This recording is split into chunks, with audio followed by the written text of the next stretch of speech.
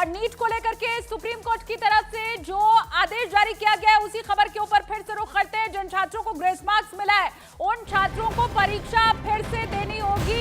1563 छात्र जिन्हें परीक्षा एक बार फिर से देनी होगी। ये वो छात्र हैं जिन्हें ग्रेस अंक दिए गए थे और बार बार ग्रेस नंबर मिलने वाले छात्रों के ऊपर भी सवालिया निशान खड़ा हो रहा था। अब 23 जून को इन छात्रों को दोबारा परीक्षा देनी होगी और फिर उसके बाद काउंसलिंग में ये शामिल हो पाएंगे। तो ये बहुत बड़ी खबर इस वक्त की आपको हम बता रहे हैं। सुप्रीम कोर्ट में पूरे मामले की हियरिंग हुई और अब उसके बाद आदेश ये आया है कि 1563 छात्र जिन्हें ग्रेस मार्क मिले थे उन्हें परीक्षा फिर से देनी होगी। उनकी परीक्षा को रद्द किया गया है। हालांकि छात्र ये मांग कर रहे थे कि पूरी नीट परीक्षा दोबारा से कराई जाए, जो परीक्षा हुई है उसे रद्द किया जाए। लेकिन अहम जानकारी आपको हम दे रहे हैं, जिन छात्रों को ग्रेस मार्क्स दिया गया था अब उन छात्रों को दोबारा परीक्षा में शामिल होना होगा। एनटीए की तरफ से भी सुप्रीम कोर्ट में अपना जवाब दाखिल किया गया। लेकिन सबसे अहम जानकारी यही है कि ग्रेस मार्क्स पाने वाले छात्र अब एक बार फिर से परीक्षा देंगे और फिर उसके बाद उनकी काउंसलिंग होगी। ये अहम जानकारी। हालांकि प्रदर्शन कर रहे जो छात्र थे, उनके अभिभावक थे, वो बार बार ये कह रहे थे कि पूरी परीक्षा को रद्द कराया जाए और काउंसलिंग जारी रखने का आदेश जो कोर्ट की तरफ से दिया गया है वो भी गलत है। ऐसा छात्रों का कहना था, उनके अभिभावकों की मांग थी। लेकिन जिनकी परीक्षा रद्द हुई है वो ग्रेस मार्क वाले छात्र हैं, उन्हें दोबारा परीक्षा देनी होगी। इसके अलावा काउंसलिंग की तारीख भी उनकी तय कर दी गई है। 23 जून को दोबारा परीक्षा और नतीजे आने के बाद काउंसलिंग उनकी होगी। लेकिन पूरी काउंसलिंग, ये जो परीक्षा हुई है वो सारी काउंसलिंग के ऊपर रोक लगाने से सुप्रीम कोर्ट की तरफ से साफ साफ इनकार किया गया है। अब ये देखना होगा कि छात्रों का रुख इसमें आगे क्या रहता है। अच्छा, ग्रेस मार्क्स जिन्हें मिले थे उनके लिए भी छात्र ये कह रहे थे कि अगर कम समय मिला था तो उतने समय को बढ़ा दिया जाता, जितना समय कम मिला था परीक्षा में उतना समय उन्हें और दे दिया जाता। लेकिन ग्रेस मार्क वाली ये जो पद्धति है ये छात्रों को नामंजूर है। अब जबकि कोर्ट का ये फैसला आया है, आगे छात्रों का रुख क्या रहता है? क्या अभी वो और अपने आंदोलन को जारी रखते हैं, प्रदर्शन को जारी रखते हैं? ये सब कुछ भविष्य के गर्भ में है।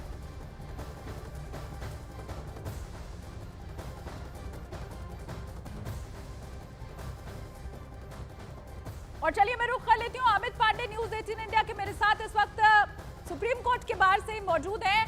क्या कुछ कोर्ट में जिरा हुई ये भी आप बताइए अमित, और एनटीए की तरफ से क्या कहा गया है कोर्ट के अंदर वो भी दर्शकों को समझाइए।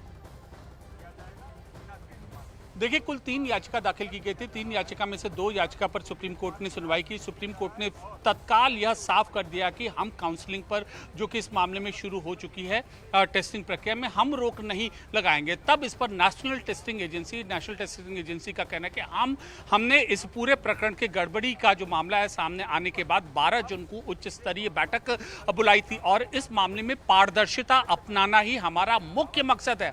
और इसी के तहत 1563 जो छात्र हैं जिनको ग्रेस मार्क मिला है उनका एग्जाम कैंसिल कर दिया गया है। अब 23 जून को दोबारा उनका टेस्ट होगा, पहली चीज। दूसरी चीज, एक व्यापक तरीके से हम इस मामले में खोजबीन कर रहे हैं, अपनी जांच कर रहे हैं कि आखिरकार किन परिस्थितियों में पेपर लीक हुआ। अदालत का, सर्वोच्च न्यायालय की इस खंडपीठ का साफ तौर पर कहना था कि किन परिस्थितियों में पेपर ये लीक हुआ और कौन कौन लोग इसके जिम्मेदार थे, ये जल्द से जल्द समक्ष आना चाहिए। और 2 हफ्ते का जवाब मांगा है एनटीए से। 8 जुलाई को इस मामले में सुनवाई होगी, तब सिलसिलेवार तरीके से बताना होगा नेशनल टेस्टिंग एजेंसी को कि आखिरकार किन परिस्थितियों में यह परीक्षा संपन्न कराई गई, कौन कौन से सेंटर से कहां पर छात्र गए थे और आखिरकार ऐसी गड़बड़ी आई कैसे। यह अदालत का मुख्य कंसर्न था, मुख्य मुद्दा था और इसी बात पर नेशनल टेस्टिंग एजेंसी को संतुष्ट करना होगा सर्वोच्च न्यायालय को, क्योंकि 1-2 नहीं 23 लाख से ज्यादा छात्रों के यह भविष्य का मामला है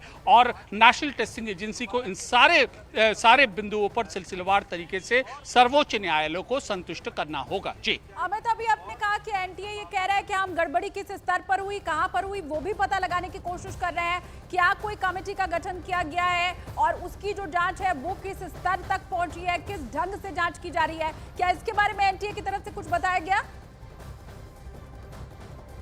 देखिए, एनटीए की ओर से इस पूरे मामले में अदालत में बताया गया कि 12 जून को इस मामले में एक कमेटी बनाई गई है। उस कमेटी ने अपना काम करना शुरू कर दिया और उसी काम करने के शुरू के क्रम में 23 जून को 1563 छात्रों की जो परीक्षा है उनकी पुनर्परीक्षा होगी और उनका पैमाना ये है कि उनको ग्रेस मार्क दिए गए थे, जिसको कि अब इस गड़बड़ी के सामने आने के बाद एनटीए सही नहीं मान रहा है, जिसके बाद अब 23 जून को इन 1563 छात्रों की दोबारा परीक्षा होगी।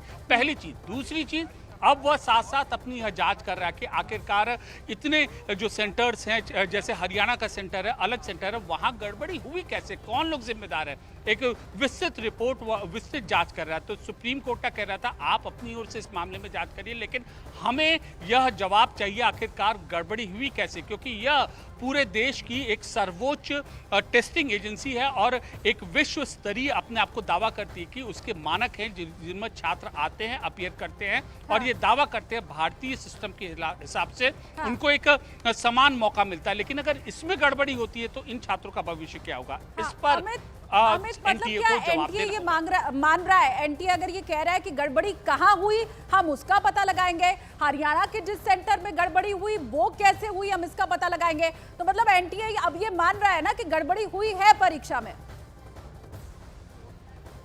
जी बिल्कुल, और इसीलिए उसने 12 जून को जो कमेटी है उसका गठन किया था और इसी गड़बड़ी के आधार पर, इसी विसंगति के आधार पर जो 1563 छात्र हैं उनका पुनर्मूल्यांकन होगा, उनका रीटेस्ट होगा, उनकी परीक्षा को रद्द किया गया है। लेकिन अब इसमें भी आने वाले दिनों में बड़ा विवाद उत्पन्न होने की संभावना है, क्योंकि जो छात्र जो अपीयर हुए थे वह इस तादाद को बहुत कम मान रहे हैं, वह इस पैमाने को बेहद सूक्ष्म मान रहे हैं। उनका कहना है कि यह पैमाना और ज़्यादा बड़ा होना चाहिए और ज़्यादा जो पॉइंट है ग्रेस मार्क ही नहीं, अलग अलग पैमानों को इंक्लूड किया जाना चाहिए, जिससे छात्रों की जो संख्या है और ज़्यादा बढ़ जाए। बहरहाल किस तरीके से एनटीए इन सारी चीज़ों को देखना है ये आने वाले दिनों में देखने वाली बात होगी। लेकिन इतना तय है कि अदालत, सर्वोच्च न्यायालय इस पूरी गड़बड़ी को लेकर बेहद संगीन है और 8 जुलाई को हर बिंदु पर एनटीए को जवाब ग्रेस मार्क्स वाले कुल छात्रों की संख्या 1563 ही है, इतने ही छात्रों को ग्रेस मार्क मिला था, क्या ये कंफर्म है?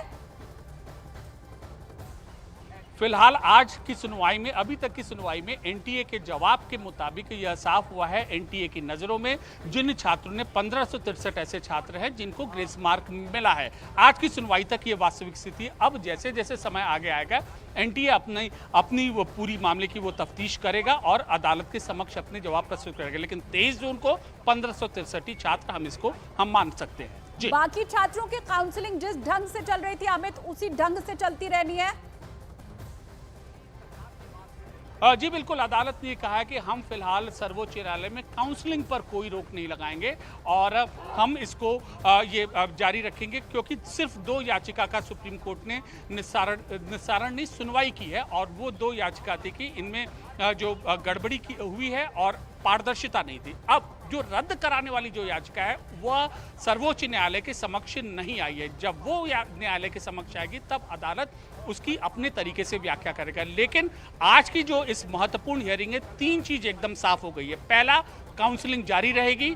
दूसरा, 1563 छात्रों को दोबारा एग्जाम देना होगा जिनको ग्रेस मार्क आए थे। तीसरा, 2 हफ्ते के भीतर सर्वोच्च न्यायालय में सिलसिलेवार तरीके से नेशनल टेस्टिंग एजेंसी को जवाब देना होगा किन परिस्थितियों में यह गड़बड़ी हुई और कौन कौन से ऐसे पैमाने थे जिनका उल्लंघन हुआ। ये 3 बड़ी बातें हैं आज के सुनवाई की, आज के अदालत के आदेश की। फाइनल ऑर्डर अभी लिखा जा रहा है। आदेश क्या है और क्या क्या अहम बिंदु है ये अमित ने आपको समझा दिया। अब विवेक गुप्ता का मैं रुख करूंगी जो कि मुंबई में है और उनके साथ छात्र हैं। आगे हम जानेंगे कि क्या जो छात्र हैं वो क्या कह रहे हैं। न्यूज़ 18 इंडिया ये भी आपको बताएगा, क्योंकि एनटीए का जवाब तो दाखिल हो चुका है लेकिन छात्र क्या उससे संतुष्ट है भी, ये समझना पहले जरूरी है।